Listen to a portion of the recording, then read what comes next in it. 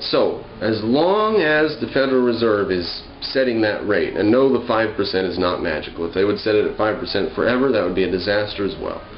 It needs to float, it needs to float freely, it needs to be different interest rates for different banks and for different people, and for different industries and so on. That's got to be a function of the private economy. To have this one master interest rate, which allows borrowing of billions and billions of dollars and paying back the next day for nothing, is only possible because of that little sentence on our money that says, "This note is legal tender for all debts, public and private."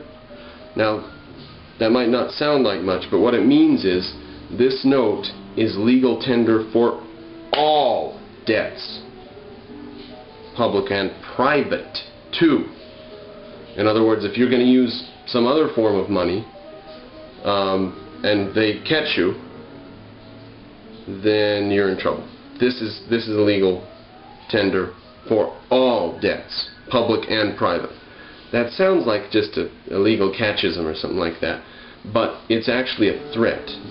Okay, upon you can be jailed for prison.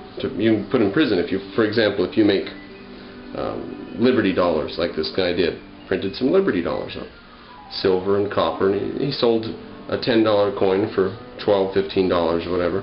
But then he would take them and he'd go into stores and spend them. This is where he got in trouble.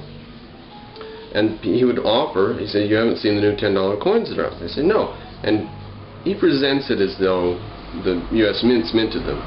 And he asks if people will accept that in exchange for merchandise. So he mints this stuff. It's good silver. It's, $10 worth of silver on the open market. But he doesn't get to print this note as legal tender for all debts, public and private. That's where he made his big mistake. Not legal for him to do that. He never read that little bit on the note there. And I think he was jailed for 2 years. But maybe more than that. Who knows? And now he's a felon. So